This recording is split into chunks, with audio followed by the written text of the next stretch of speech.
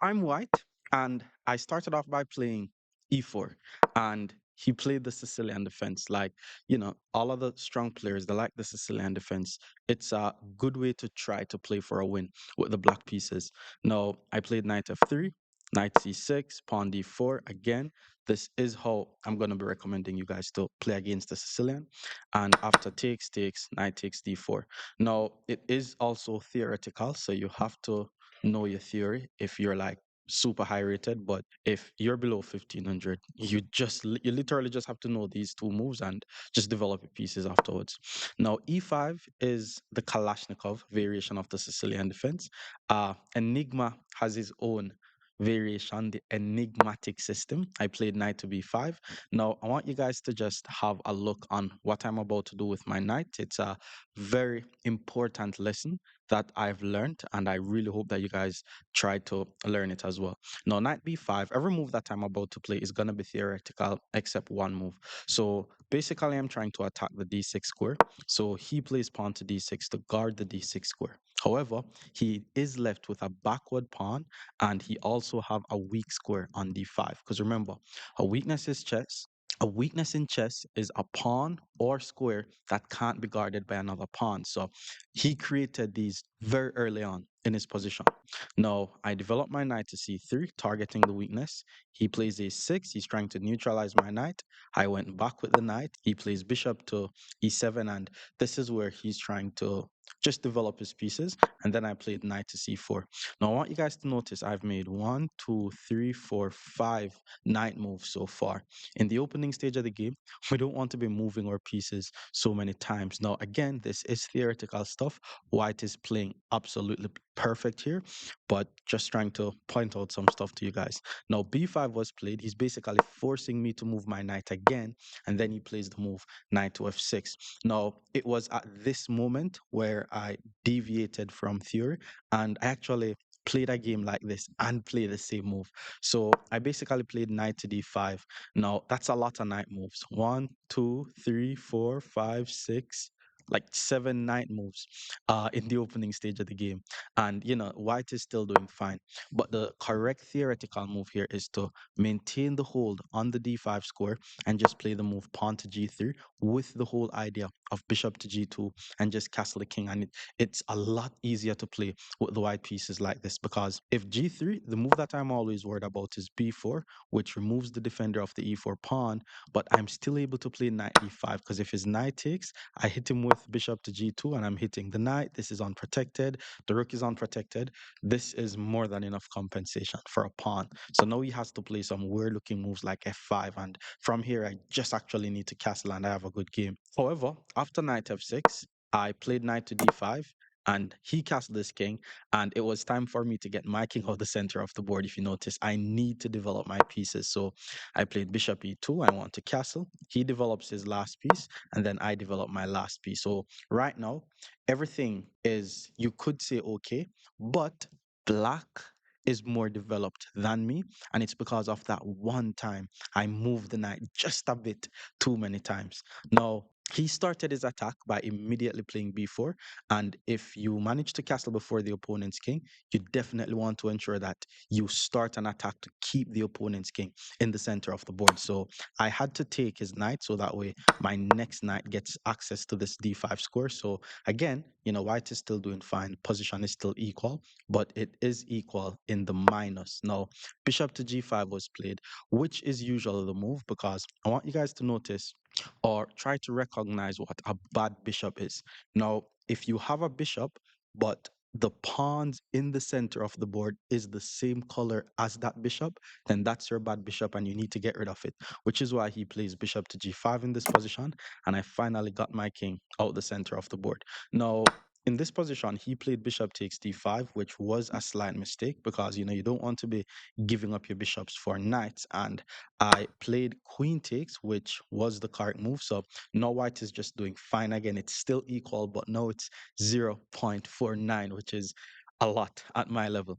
Now my opponent plays the move bishop to e3, and this is where some misevaluation happened. Like, this is, you just have to understand chess.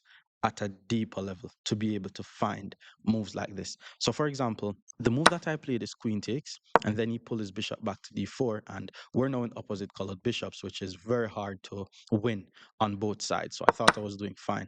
Now, the reason why this move is not good is because whenever you have an up, and this is very important, whenever you have an opposite color bishop scenario like this, the side who is doing the attacking role on that color square is basically playing with an extra piece. So, for example, if I'm able to attack on the light squares, then it's going to be hard for black to defend. And if black is able to attack on the dark squares, because I have a light squared bishop, it's going to be easier for black to attack. So I should have actually played pawn takes, which, it's not an intuitive move because it doubles up my pawns. I know I have isolated double pawn, but I actually have a bishop, which is better than a knight. And what I'm now noticing is his knight does not have like a good host. So if you have a knight and the opponent has a bishop, you have to be able to put the knight somewhere. He can't really put the knight anywhere. If he pulls the knight back to e7, I'm just gonna move my queen, attack the pawn. My rook comes over and attack his backward pawn, and I'm doing fine.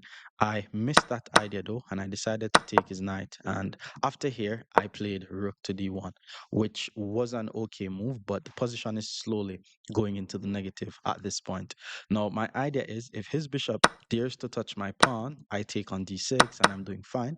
But he didn't take the pawn. He just played a rook to c8, leaving his pawn unprotected because he wants to infiltrate on my half of the board. So my queen had to move. I grabbed the pawn. He grabs the pawn. And now my issue is this b2 pawn. Like, I just can't protect the b2 pawn. So if I go rook here, he's already attacking it twice. So I just decided to play b3. And when I play b3, now he's able to play queen to a8, which is a move that I was not expecting, to be honest. Like, he's attacking my pawn. My queen is under attack. He left d6 hanging. But the whole idea of this is if I takes d6, now that's just a bishop.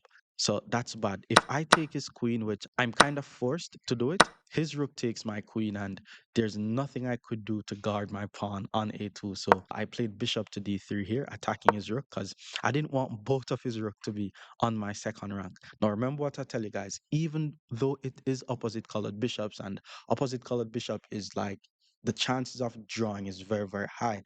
But if you know how to use opposite colored bishops, you can actually win some very nice games. So bishop c4 hits the rook takes, and then I go here because I'm trying to ensure that my bishop is doing an attacking role. But then he puts his rook here. He's like, okay, I'm going to put both of my rooks on your second rank. So I'm like, I'm not going to allow that rook to c1. But then when I played rook to c1, I want you guys to notice how my rook is the only piece that is guarding my other rook. So he saw that and he found a forcing move in the position, which was a check. And this is a removing the guard tactic because if my rook decides to take his bishop, then his rook is going to take my rook and then I lose the game.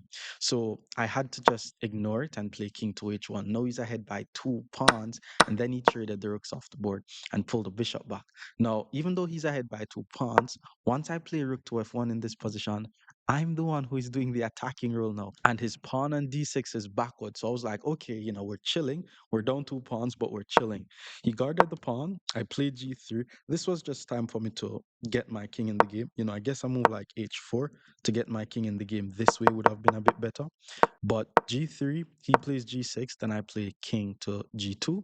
And now he plays king to g7 because he wants to start advancing his pawns in the center of the board. If he's able to get rid of my pawn here with a trade, then he's going to be able to create a pass pawn. And remember, in the end game, pass pawns are like criminals. So king to h3 was played. He plays h5. He does not want my king escaping to g4.